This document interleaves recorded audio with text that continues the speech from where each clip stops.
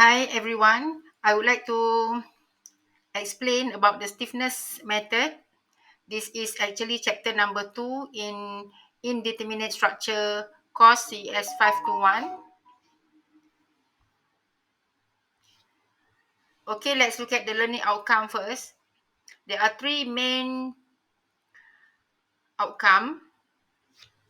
Number one is students should be able to identify the constraint and unconstrained degree of freedom for trusses, beams, and frames.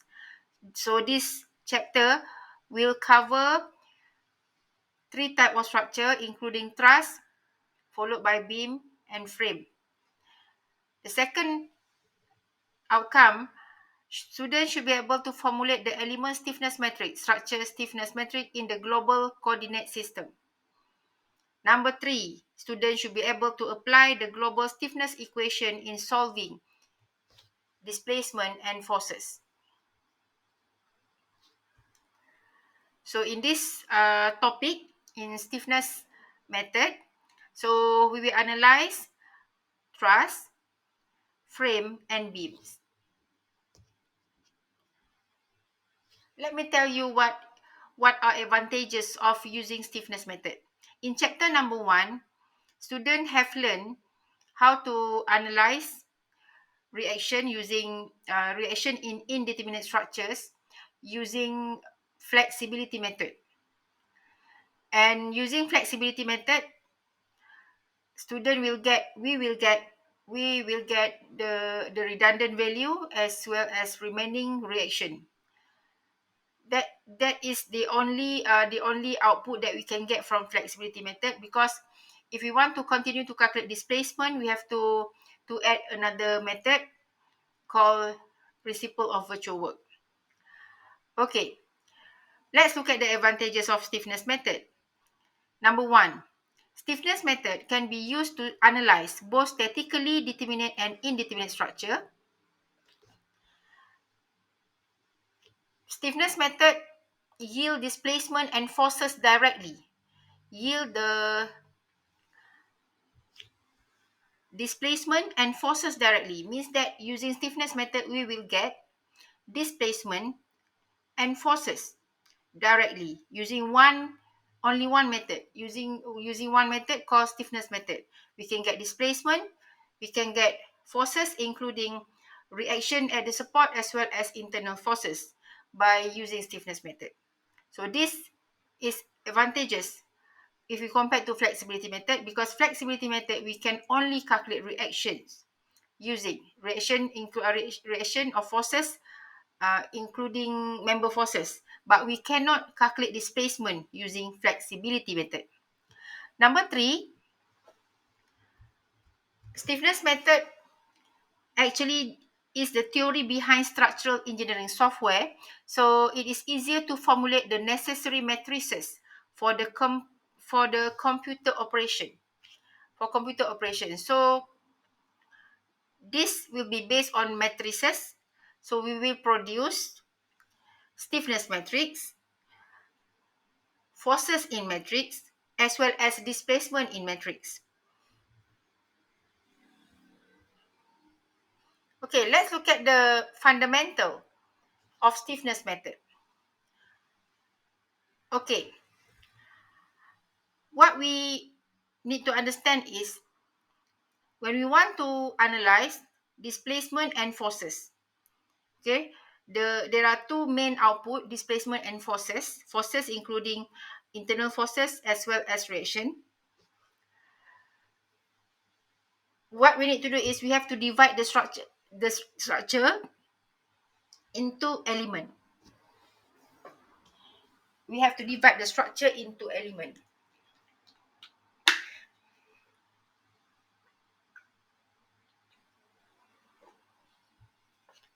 So using stiffness method,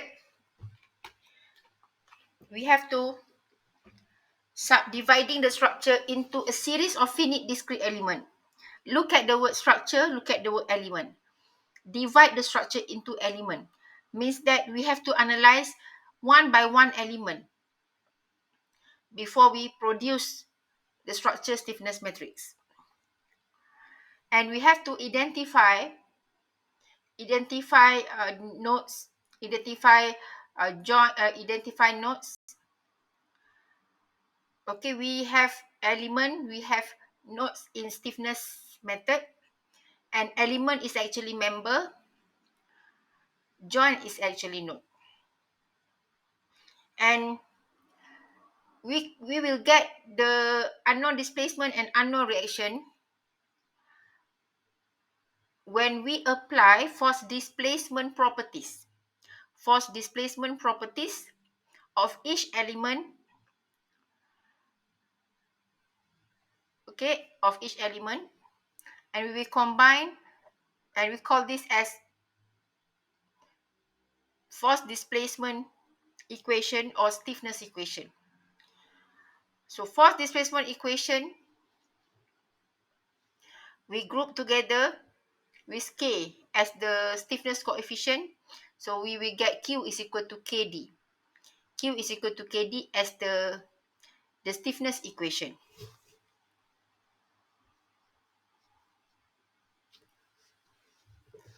So from the force displacement equation, we will solve matrix multiplication to determine the unknown displacement. To determine the unknown displacement.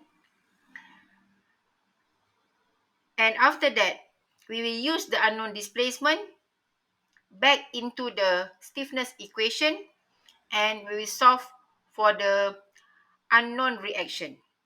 Unknown reaction. And for the internal forces in thrust, we will use also the unknown displacement. We put into formula, and we will calculate the member forces in thrust.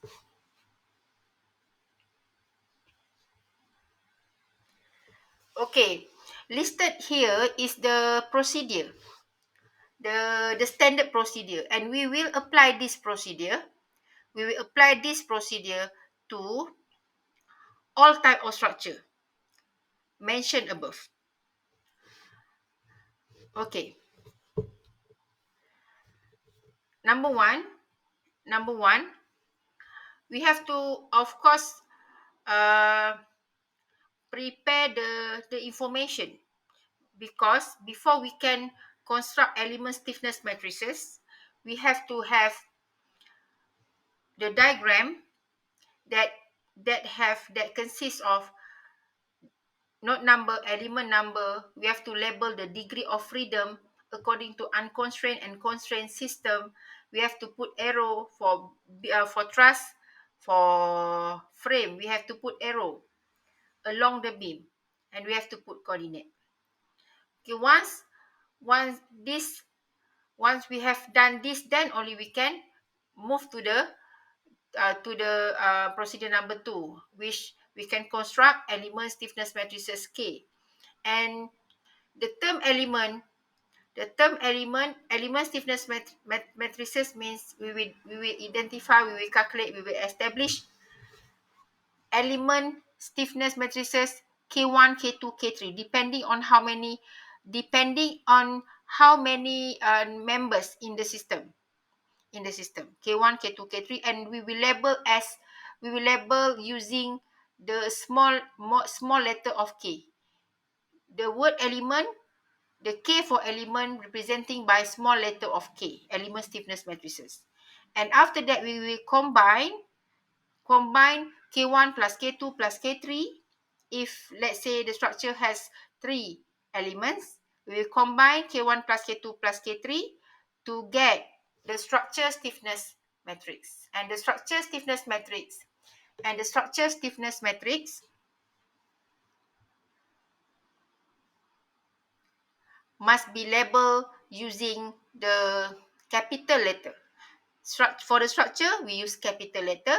For the element, we use small letter. Then we apply force displacement properties.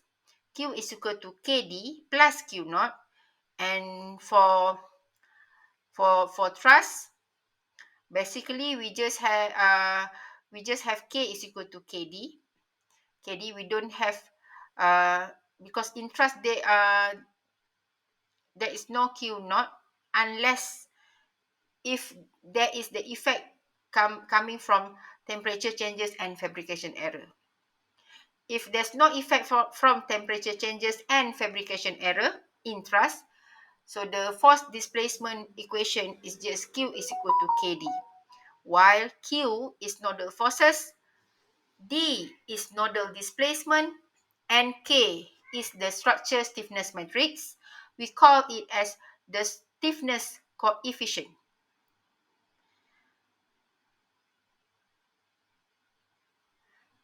Once once displacement has been determined, we will substitute back the unknown displacement that we have determined into the stiffness equation, and then by using matrix multiplication, we will calculate the unknown reaction. And if it is thrust, we can continue to calculate member forces using another formula. Basically, these are the type of structures that we are going to analyze in stiffness method. Chapter number 2, we will start with truss, followed by beam, and then frame. The difference between these three, okay, from the formula to calculate element stiffness matrix. The formula are different. The formula is given in appendix. And the other thing is the degree of freedom. Degree of freedom in thrust. In thrust, there are 2 degree of freedom in thrust in X and Y component. In X and Y component, because there's no moment, there's no rotation in thrust. And in beam has 2 degree of freedom per node. In Y and Z component, since there's no horizontal force, and horizontal displacement in beam, so we just need to consider Y and Z component, the degree of freedom for beam. And for frame has 3 degree of freedom per node. 3 degree of freedom per node in X, Y, and Z component. So in the next video, we will start with the first part of this chapter. It is thrust analysis using stiffness method. Till we meet again in the next session, thank you very much.